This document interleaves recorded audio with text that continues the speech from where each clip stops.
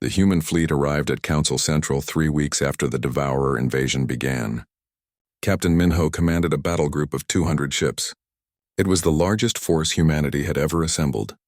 Behind him came Admiral Sunmi with the main fleet. 500 vessels total, not large by galactic standards, but every ship was crewed by humans who understood total warfare. The council chamber looked different now.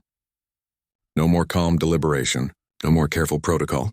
The representatives looked frightened, desperate. Their civilization was dying and they knew it. Ambassador Jinho stood before them again. But this time he was not asking permission or defending humanity's actions. This time he was dictating terms.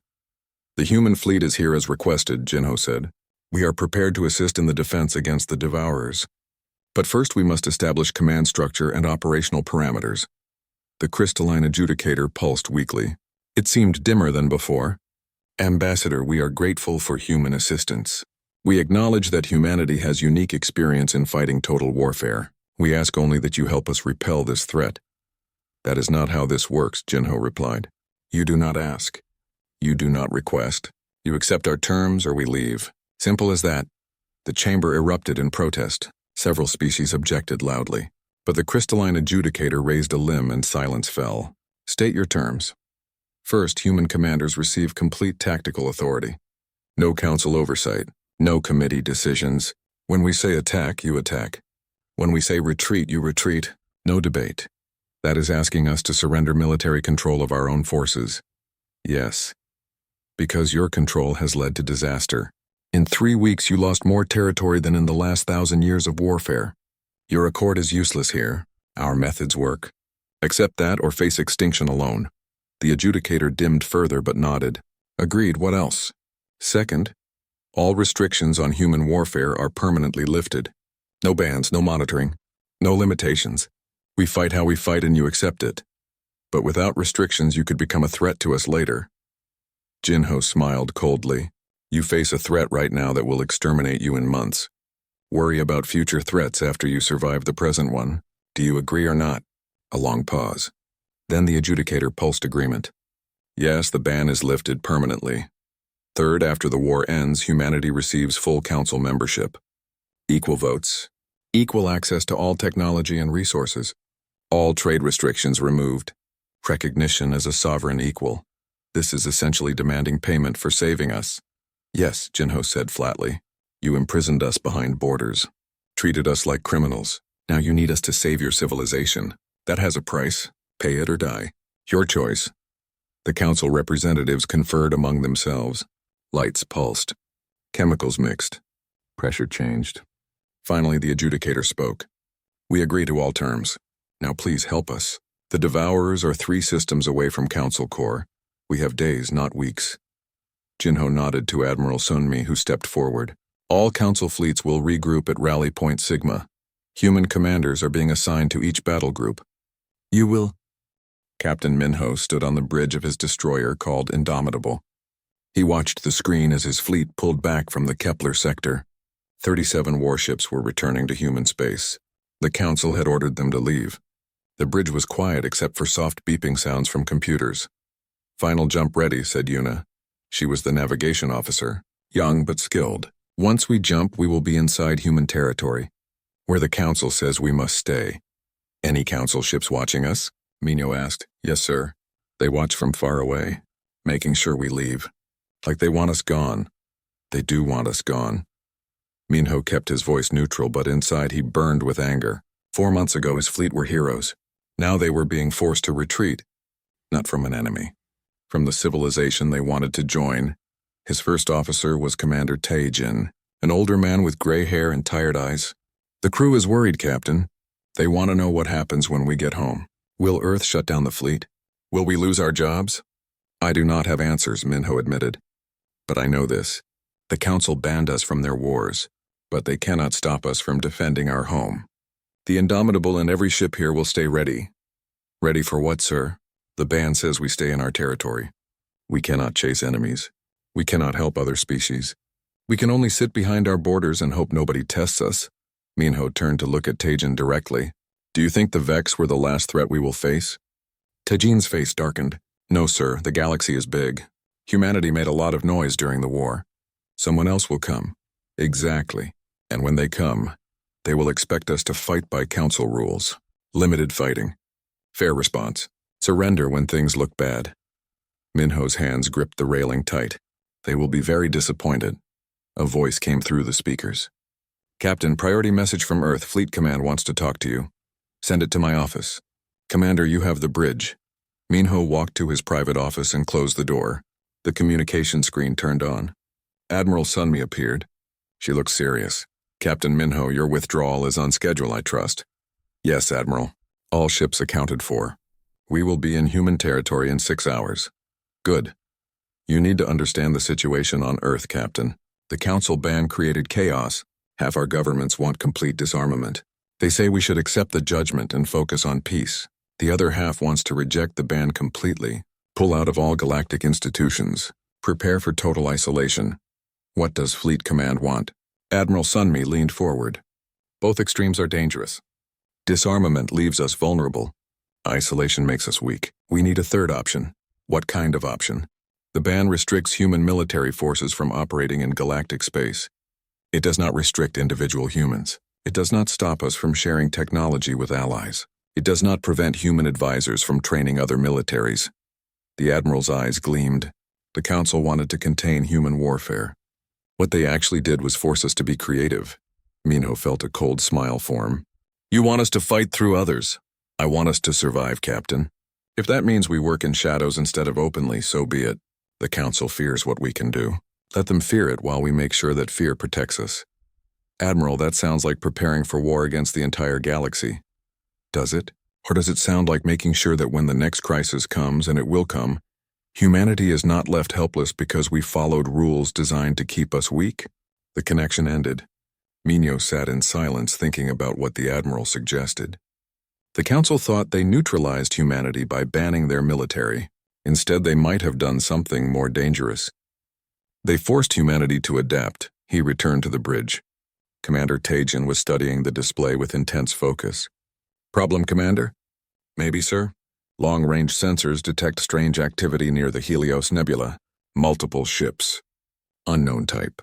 They are not identifying themselves. Distance, 40 light-years from us. Outside human territory, but close enough to worry about. Minho studied the sensor data. The signals were faint, but there were many of them. Maybe hundreds. Their movement suggested coordination. A fleet. Are they heading toward us? Unknown, sir. They are staying near the nebula. Like they are waiting. Or watching. Minho straightened. Keep monitoring. Updates every 10 minutes. Send the data to Fleet Command. They need to know about activity near our borders. Sir, should we investigate? No. We have orders to withdraw and we will follow them. But if those ships enter human territory, the Council ban becomes meaningless. We would be defending home, which is allowed. Minho watched the distant contacts on his screen. He felt uneasy. The timing was too perfect. Humanity banned from war just as an unknown fleet appears near their borders. Either amazing coincidence or someone was testing them. Days passed as the human fleet finished withdrawal. The mystery ships near Helios Nebula stayed put. Not advancing, not leaving. Intelligence reports from Earth said other species detected them too. But nobody was investigating. The whole sector seemed to be holding its breath. On the 5th day, Minho got another message from Fleet Command. This time not Admiral Sunmi, a civilian woman named Jiwon. She was from the Diplomatic Corps. Captain Minho, what I tell you now is top secret. You cannot share this with your crew without direct permission from Earth. Understood. The ships near Helios Nebula have been identified. They belong to the Nacran Dominion. The Nacran are not Council members. They do not follow the Accord of Civilized Warfare. The Council calls them a rogue civilization. They reject galactic law completely. Minho felt his heart beat faster. How big is their fleet? Over 300 capital ships. With support ships, the total is nearly 1,000. They have weapons and shields equal to Council military, maybe better in some ways. And they sit on our border. Why? We do not know. But Captain, here is what worries us. In the last 3 days, we intercepted communications from Council species. They know about the Nacran fleet. They know it is a threat, and not one Council member is sending forces to deal with it. They are waiting to see what the Nacran do. Minho realized. If they attack human space, the Council can watch how we respond from a safe distance. We become a test. Exactly. If we defeat the Nokrin using methods that violate the ban, the Council has reason for more action against us. If we lose, they eliminate a problem while learning about Nokrin capabilities. Either way, they benefit. And if we just defend our borders without going too far, Jiwan looked grave. Then we survive but prove to the galaxy that humans can be controlled through rules. We lose the one advantage we got from the Vex War, our reputation for being unpredictable and dangerous. Minho absorbed this in silence. The Council put humanity in an impossible position. Fight too hard and face quarantine. Fight too soft and lose respect. Do nothing and look weak. What are my orders? He asked. Stay ready. If the Nokrin enter human space, you are authorized to engage. How you engage is your choice, Captain. Earth trusts you to decide right. The message ended. Minho sat alone with crushing responsibility. He would make decisions that shaped humanity's galactic future. The wrong choice could lead to isolation or extinction. He returned to the bridge. His crew worked with professional efficiency. They did not know about the Nokrin fleet. They did not know 1,000 warships waited in the darkness. They just trusted their captain to keep them safe. Commander Tajin noticed him and approached quietly. Sir, you look troubled. Update the crew, Minho said softly. Full combat readiness. All leave cancelled. Every system checked twice. If we fight, I want this ship and every vessel ready to perform beyond expectations. Yes, sir. May I ask what we prepare for? Minho looked at the display, at the vast space separating humanity from galactic civilization. We are preparing to show the galaxy that banning humans from war was the biggest mistake the Council ever made. The attack came at 0347 ship time. One moment the sensors showed empty space. The next moment over 200 ships appeared. Their weapons were already charging. Commander Hyejin barely had time to sound the alarm before the first weapons hit the outer stations. All hands to battle stations. Captain Minho's voice rang through every corridor. This is not a drill. We are under attack. The bridge transformed from quiet to controlled chaos. Officers ran to their positions. The tactical screen lit up with enemy contacts. More enemies than humans had ships. The Nokrin brought overwhelming force. They planned to crush humanity through numbers alone. Status of monitoring stations? Minho demanded. Stations Bravo and Delta destroyed, sir. Station Alpha is badly damaged. They request immediate support. Negative. Tell Alpha to evacuate and destroy their facility. All fleet units form defensive formation Delta 7. We will not try to hold every position. We will make them pay for every meter they take. Lieutenant Daiho at Communications looked up. Sir, transmission from the Nokrin fleet. They demand our immediate surrender. Put it through. The main screen showed a Nokrin commander. The creature looked like a mix of insect and crab. Multiple arms, compound eyes that shined with cold intelligence. When it spoke, the translator made it sound harsh and mechanical. Human vessels, power down your weapons and submit to Nokrin authority. Your species has been judged suitable for incorporation into the Dominion. Resistance will result in destruction of your military and subjugation of your people. You have 10 of your minutes to comply. Minho kept his face blank. I am Captain Minho of the Earth vessel Indomitable. By what right does the Nokrin Dominion claim our space? By right of strength, human. We observed your war with the Vex Collective. We studied your abilities.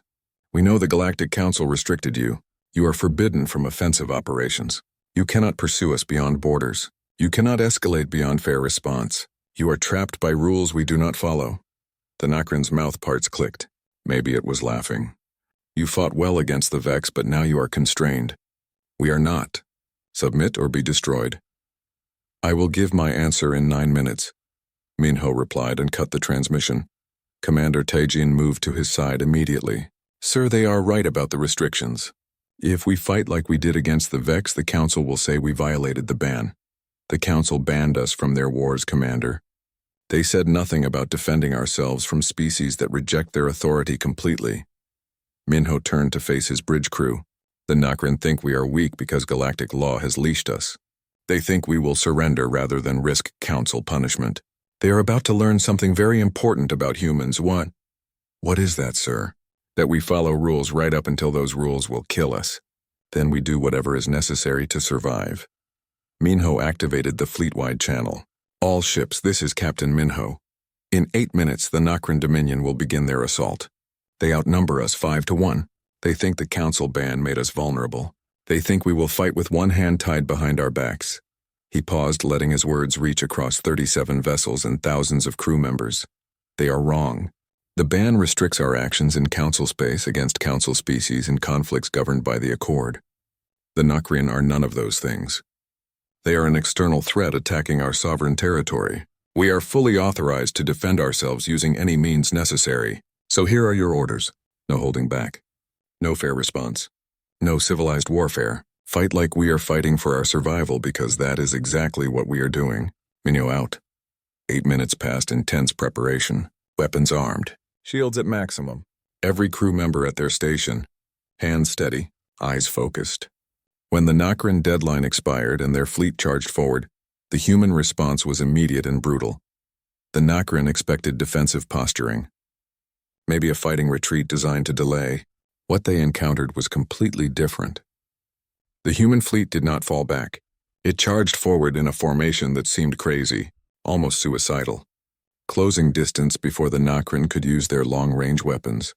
At point-blank range, the humans opened fire with everything.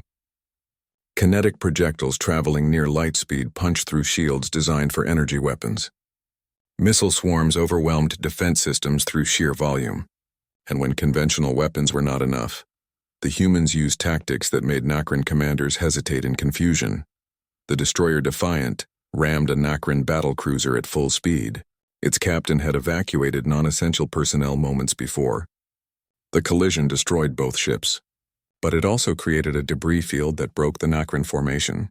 3 human frigates slipped through and targeted the command ship. "They are insane," a Nokrian tactical officer reported. "They fight without caring about losses. They sacrifice their own ships to create advantages." "Continue the assault," the Nokrian fleet commander ordered. "They cannot keep this up. Their fleet is too small." But the Nokrian misunderstood something basic about human warfare. Humans did not ignore losses. They understood costs differently. Every ship sacrificed bought time or created opportunities or eliminated threats worth more than the vessel lost. It was brutal math written in metal and fire. On the indomitable Minho watched the tactical display with grim satisfaction. The Nokrian fleet was larger but slower to adapt. They fought expecting humans to break, to retreat, to ask for terms. Instead, every time they destroyed a human vessel, 2 more exploited the opening.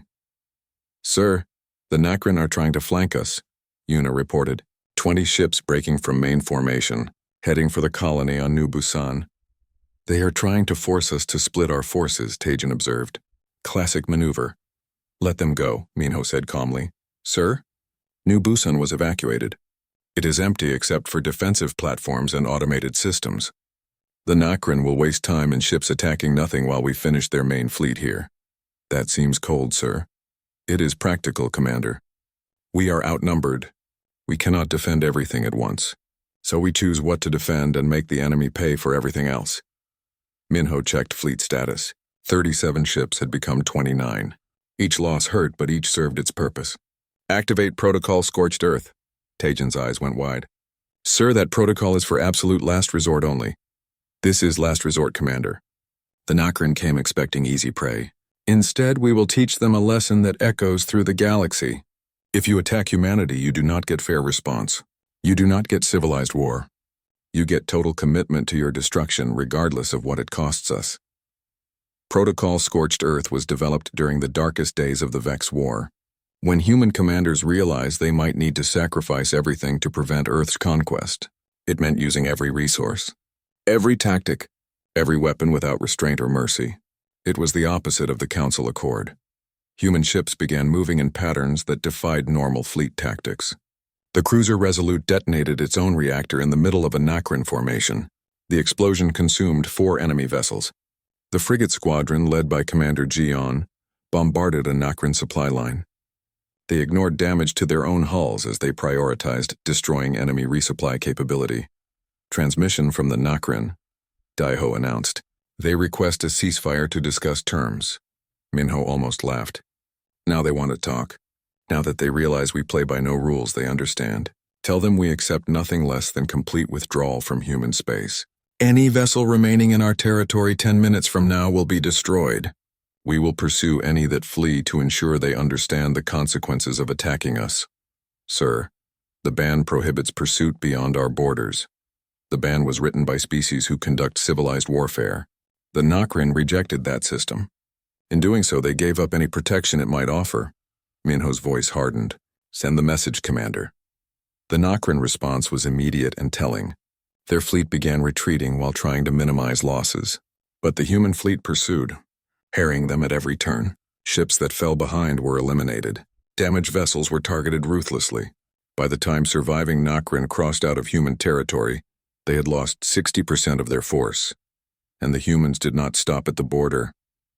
5 destroyers led by Indomitable continued pursuit for 3 more light years, driving the message home with each destroyed Nokrin vessel. Only when the Nokrin were clearly broken, their fleet scattered and demoralized, did Minho order his forces home. The cost was severe. 14 human ships destroyed, thousands of crew dead, dozens of facilities damaged or destroyed. But the Nokrin came with 1,000 vessels and left with barely 400. They expected easy conquest and received savage resistance.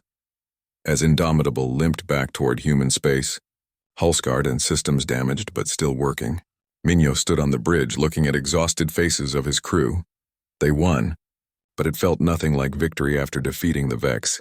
This felt darker, more brutal, more desperate.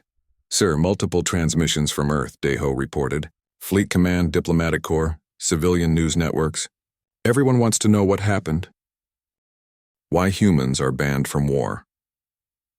Part 4. The emergency session of the Galactic Council convened 3 days after the Battle of New Busan. Ambassador Jinho stood before the assembled representatives again. But this time the atmosphere was different. Before there had been judgment and certainty. Now there was uncertainty and fear. The crystalline adjudicator pulsed with agitated red light. Ambassador, your species was explicitly forbidden from conducting offensive military operations. Your pursuit of the Nokrin fleet beyond human borders was a clear violation. The ban specified we could not participate in wars governed by the Accord of Civilized Warfare, Jinho countered. The Nokrin Dominion is not a signatory to that accord. They reject galactic law entirely. By your own classification, they are a rogue civilization. Our actions against them fell outside the ban. A word game, the tentacled being protested. The intent of the ban was clear. The intent was to prevent humanity from engaging in conflicts you deemed excessive.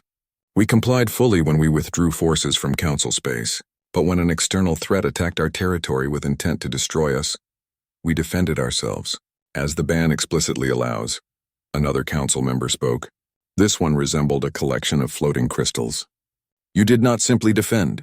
You pursued the Nokrin 3 light years beyond your borders. You hunted their retreating forces. You inflicted casualties far beyond what was necessary to secure your territory. They came with 1,000 ships to conquer us, Lieutenant Hana said from beside Jinho. She had been called as witness again. We made sure they understood the cost of that decision. We made sure they would never try again. That is precisely what disturbs us, the crystalline adjudicator said. Your response was disproportionate, excessive, brutal. Jinho stepped forward. Let me understand this correctly. The Nokrin, who are not bound by your accord, who reject all galactic law, who came to our space with genocidal intent, they deserve proportional response? They deserve mercy? All sapient life deserves measured treatment, the wind voice said. This is the foundation of civilization. Then why did no Council species move to stop them? Hana's voice was sharp. You knew they were there. You detected their fleet. You knew they were a threat, yet not one of you sent forces to investigate or deter them. You waited. You watched. You wanted to see what would happen when they attacked us. The chamber fell silent. Several alien representatives shifted uncomfortably. The accusation hung in the air. The Nokrin were outside Council jurisdiction, one member finally said. A being of living shadow. We had no authority to act against them preemptively. But you had no problem restricting humanity preemptively, Jinho said. You banned us from warfare based on what we might do. Yet when a real threat appeared, you did nothing. You let them attack us. You used us as a test. That is a serious accusation, Ambassador. Is it false? No answer came. The silence stretched. Jinho pressed his advantage. The Council fears humanity because we fight to win, because we do not accept defeat gracefully, because we refuse to play the game of limited warfare that keeps the galactic order stable and predictable. You banned us hoping to contain that threat, but what you actually did was prove to every rogue civilization in the galaxy that humans stand alone, that we have no allies, no mutual defense, that anyone who wants to attack us faces only our forces, not council intervention. We maintain that your response to the Nokrin was excessive, the crystalline adjudicator insisted. Our response was survival, Hana shot back. They came to conquer, to enslave, to destroy. We stopped them. Permanently. That is what you should expect when you attack humans, not civilized warfare, not proportional response. Total commitment to your defeat. This is exactly why you were banned, the tentacled being said.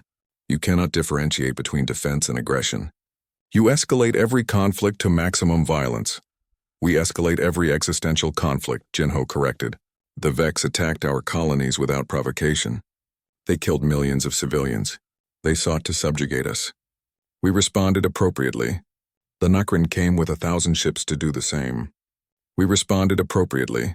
If you attack humanity with intent to destroy us, yes, we will use every means at our disposal to ensure you fail. That is not aggression. That is survival. A new voice entered the discussion. This one came from a species that resembled a massive plant. Its words came through chemical signals translated to audio. The human position is noted. However, the Council must address a broader concern. The Nokrin attack was repelled, but at what cost? 14 human vessels destroyed, thousands of casualties, extensive damage to infrastructure. This is the price of your total warfare doctrine. The price of survival. Minho's voice came from behind them. The captain had been called to testify. He walked forward to stand with Jinho and Hana. The Nokrin came with overwhelming force. If we had fought by your rules, attempted proportional response, sought negotiated settlement, we would have lost. Our colonies would be occupied. Our people enslaved. Our civilization ended. Instead, we paid a price in ships and lives, but our freedom remains intact. That is a trade we will make every time. Even knowing it isolates you further from galactic civilization, the crystalline adjudicator asked. Yes, all three humans said simultaneously. The council members communicated among themselves. Lights pulsed. Pressure changed. Chemical signals mixed with electromagnetic frequencies. The humans waited. Finally, the adjudicator spoke. The council has reviewed the evidence. While humanity's actions against the Nokrin technically fall outside the ban's jurisdiction, the spirit of those actions demonstrates exactly why the ban was necessary. You fight without restraint, without mercy, without consideration for the broader implications of your violence. The broader implications are that species considering attacking us now know the cost, Jinho said. That seems like a positive outcome. Or it escalates the cycle of violence. Other species may now seek to strike humanity preemptively, seeing you as a threat that must be eliminated before you grow stronger. Then they will learn the same lesson the Nokrin learned, Hana said flatly. The adjudicator pulsed bright red. This is unacceptable. The Council hereby extends the ban. Not only are human military forces restricted from Council space, but human weapons technology may not be shared with any Council species. Human military advisors may not train any Council military. Humans may not participate in any capacity in conflicts involving Council members. Jinho felt his stomach drop. The Admiral's plan for operating through proxies had just been shut down before it could begin. Furthermore, the adjudicator continued, the Council is establishing a monitoring zone around human territory. Any human vessel detected beyond your borders will be treated as hostile. Any unauthorized human presence in Council space will result in immediate deportation. These measures will remain until such time as humanity demonstrates it can conduct itself according to civilized standards. You are building a prison around us, Jinho said quietly. We are protecting the galaxy from a dangerous species, the adjudicator replied. Perhaps in time, perhaps in generations, humanity will learn to value restraint over victory, to value proportion over totality, to value civilization over survival instinct. Until then, you will remain isolated. And when another threat appears, Minho asked, another rogue civilization that does not care about your accord? Who will stop them? That is not humanity's concern. You have been restricted to your territory. What happens beyond your borders is Council business. Hana laughed. It was a harsh, bitter sound. You still do not understand. You think you are punishing us, containing us, But what you are really doing is proving that your civilization is weak. You have had peace for 12,000 years not because your accord is effective, but because you have not faced a real threat, something that does not play by your rules, something that wants to destroy rather than conquer. Lieutenant, you overstep, the adjudicator warned. No, she speaks truth, Jinho said. The Nokrin were a test, not of humanity, of the Council. And you failed. You let them attack us. You watched to see what would happen. You did nothing until it was over. And now you punish us for surviving. This discussion is concluded, the crystalline being pulsed with finality. The extended ban is enacted. Human isolation is formalized. You have 30 days to recall any humans in Council space. Failure to comply will result in forced removal. As the 3 humans left the Council chamber, Minho spoke quietly. They have trapped us completely. No expansion. No trade in military goods, no allies. We are alone. We have always been alone, Hana replied. At least now we know it officially. Jinho said nothing. He was thinking about what Hana had said in there. About the Council being weak. About them not having faced a real threat. And he was thinking about the intelligence reports that had crossed his desk that morning. Reports of unusual activity in the Outer Rim. Of unknown ships appearing in dead space. Of communications from deep-range sensors detecting something vast moving through the darkness. 2 years passed since the Council extended the ban. Humanity retreated behind its borders. Trade with Council species dropped to minimal levels. Human colonies grew inward rather than outward. The fleet remained on constant alert but saw no action. It was a quiet time. Too quiet. Captain Minho now commanded the Defense Station Sentinel, positioned at the edge of human territory. From here he could monitor deep space sensors that looked into the darkness beyond Council space. What he saw troubled him deeply. Another one, Lieutenant Yuna said from her console. She had transferred to Sentinel with him. Same pattern as the others. Unidentified signatures. Moving in formation. Heading toward Council space, distance and speed? Roughly 200 light-years from Council borders. Moving at 0.3 light speed. At current pace, they will reach Council territory in approximately 18 months. Minho studied the sensor data. Over the past year, these readings had become more frequent. First 1 or 2 contacts per month. Now they were detecting them weekly. Something big was moving through deep space. Something with a lot of ships. Have we shared this data with the Council? He asked. Yes, sir. Every report goes through proper channels. We send. They acknowledge receipt. Nothing more. They are ignoring it. Or they do not believe it is a threat, Yuna suggested. Commander Tajin entered the command center carrying a data pad. Sir, you need to see this.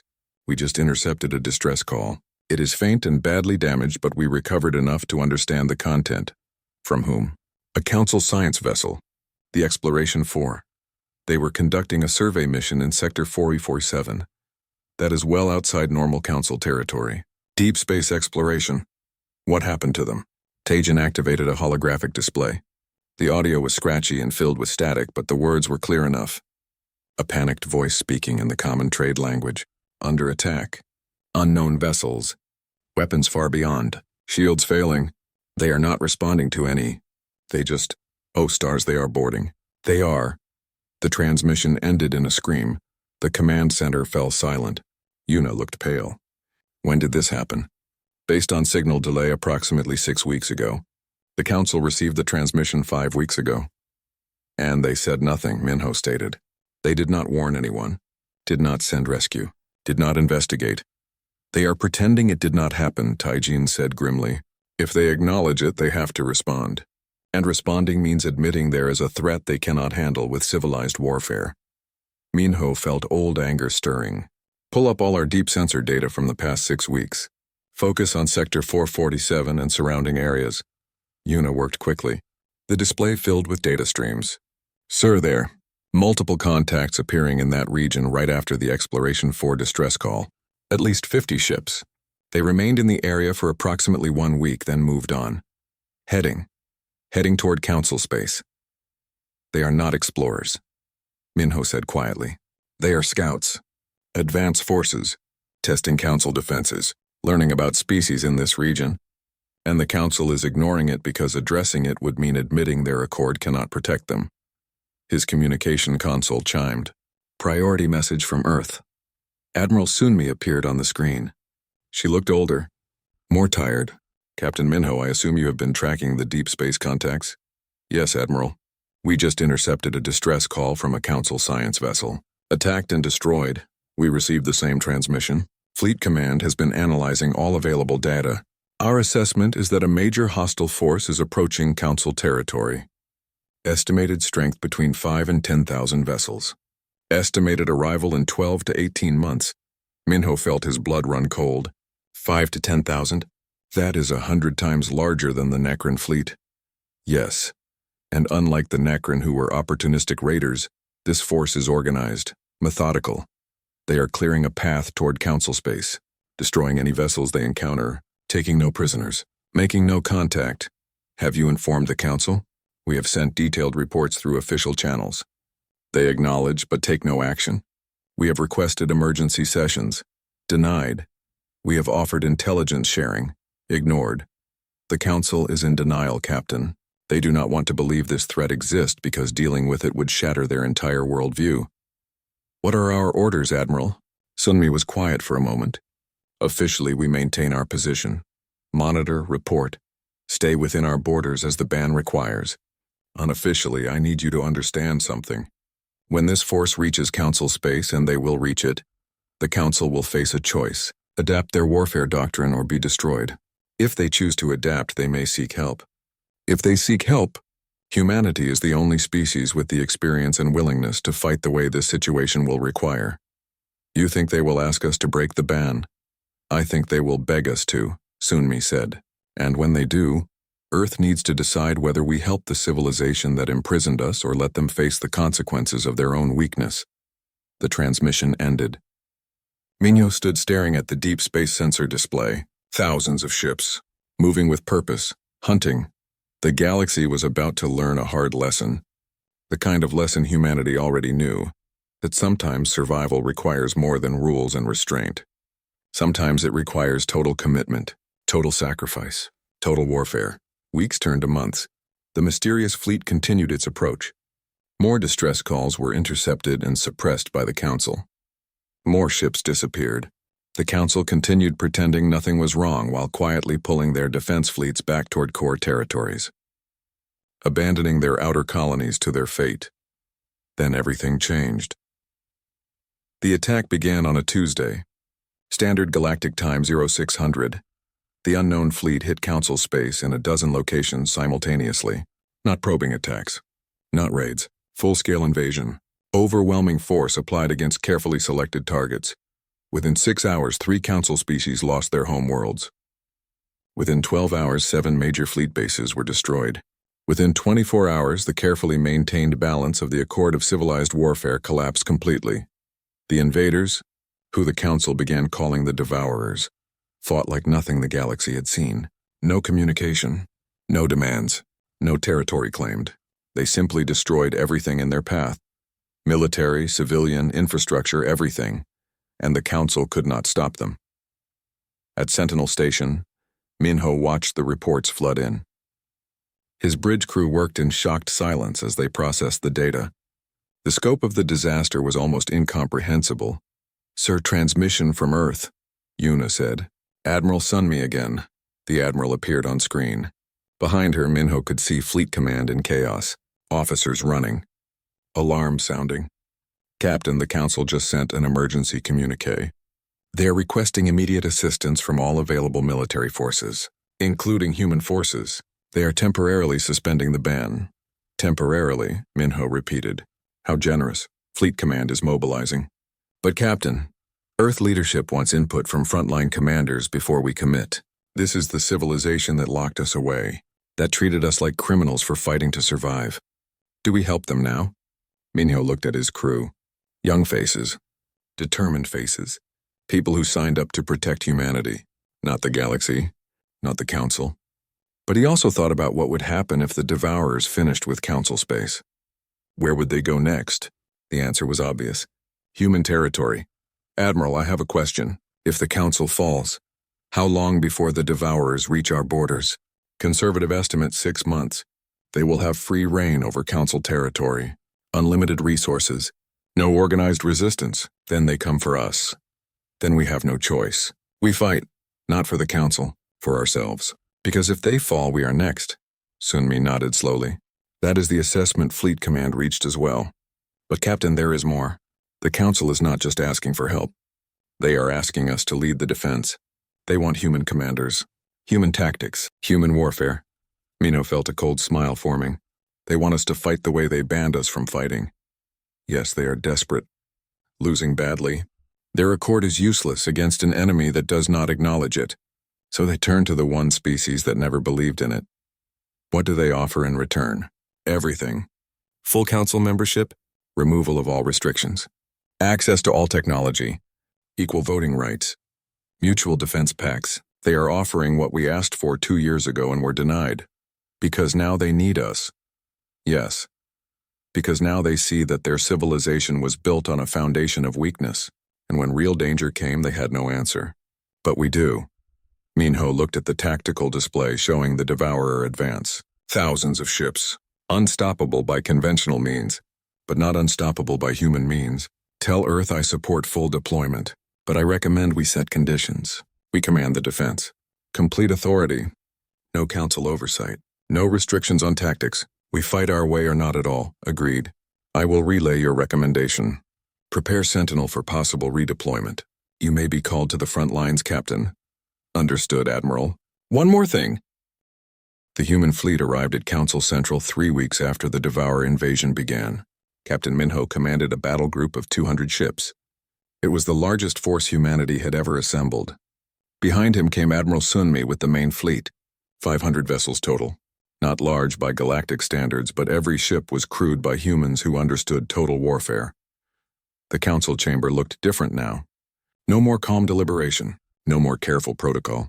The representatives looked frightened, desperate. Their civilization was dying and they knew it. Ambassador Jinho stood before them again. But this time he was not asking permission or defending humanity's actions. This time he was dictating terms. The human fleet is here as requested, Jinho said. We are prepared to assist in the defense against the Devourers. But first we must establish command structure and operational parameters. The crystalline adjudicator pulsed weakly. It seemed dimmer than before. Ambassador, we are grateful for human assistance. We acknowledge that humanity has unique experience in fighting total warfare. We ask only that you help us repel this threat. That is not how this works, Jinho replied. You do not ask. You do not request.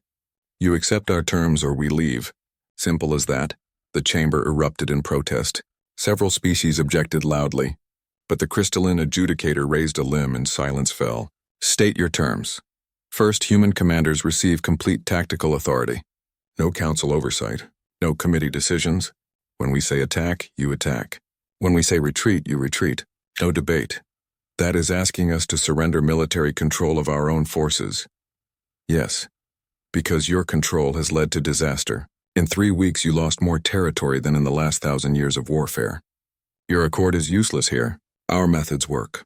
Accept that or face extinction alone. The adjudicator dimmed further but nodded. Agreed, what else? Second, all restrictions on human warfare are permanently lifted. No bans, no monitoring, no limitations. We fight how we fight and you accept it. But without restrictions you could become a threat to us later. Jinho smiled coldly.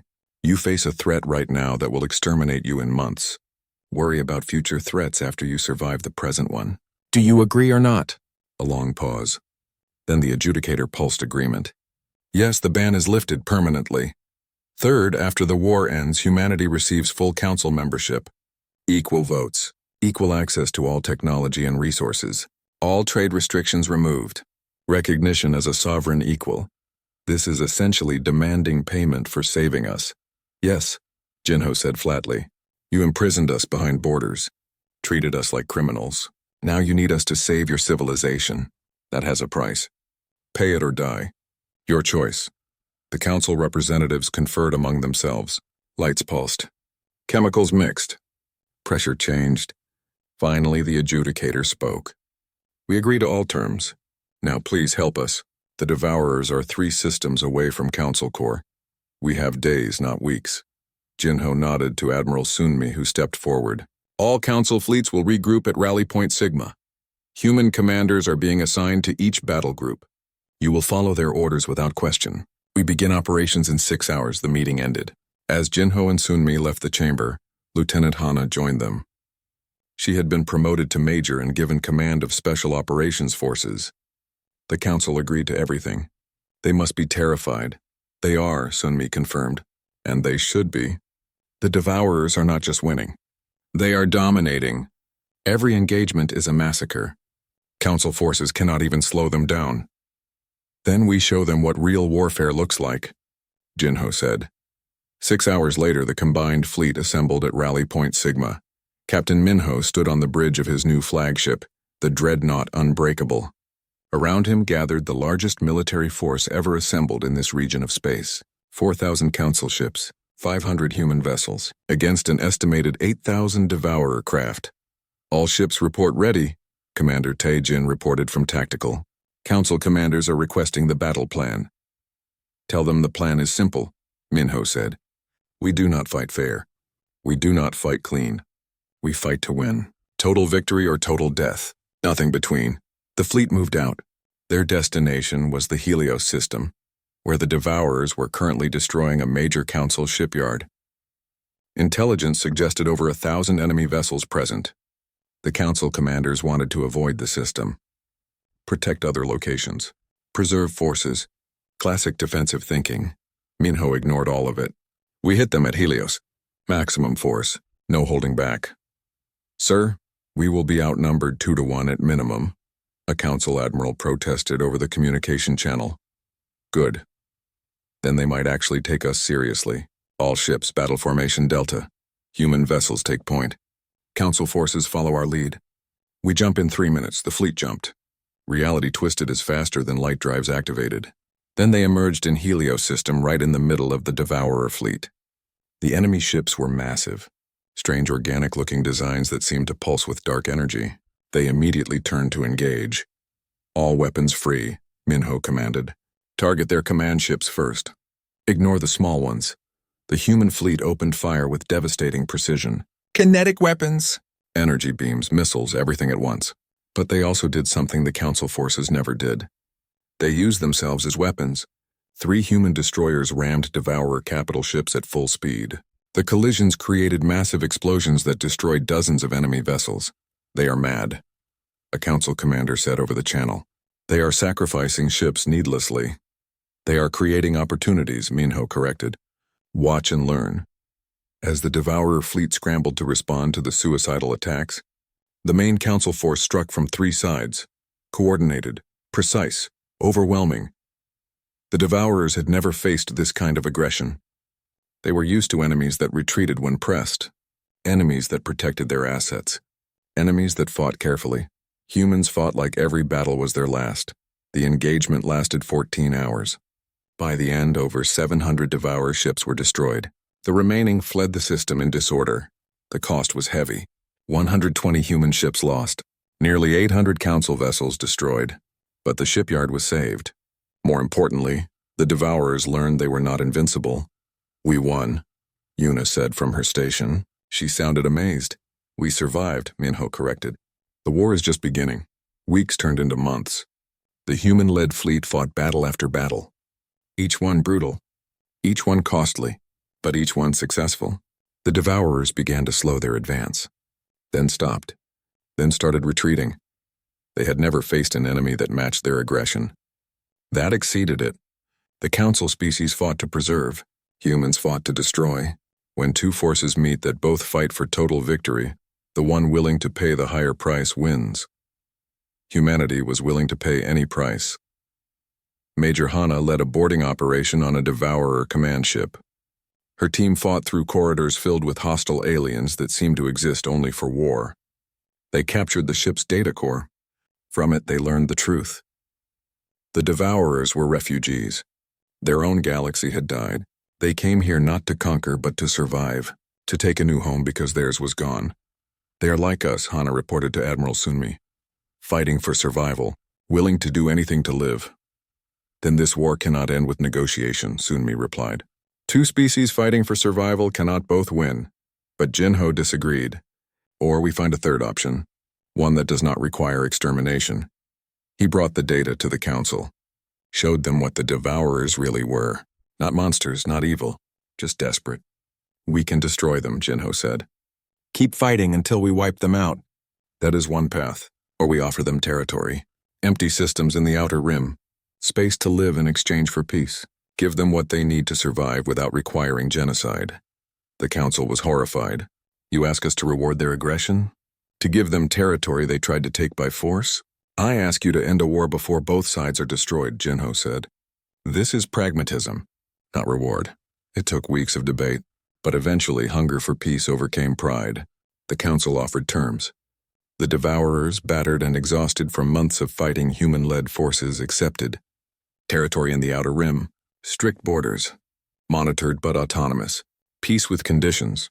The war ended not with total victory but with compromise. The first time either side had shown restraint. 1 year later, Ambassador Jinho stood before the council again. This time as a full member. The ban was lifted. Human ships traveled freely. Human technology was shared. Humanity had its place in galactic civilization. The crystalline adjudicator, still dim but recovering, addressed the chamber. We gathered to discuss the lessons of this war. What we learned. How we move forward, Jinho stood to speak. You learned that your accord works only when all sides agree to it. That civilization requires not just rules but the strength to enforce them. That sometimes the threat you face requires more than measured response.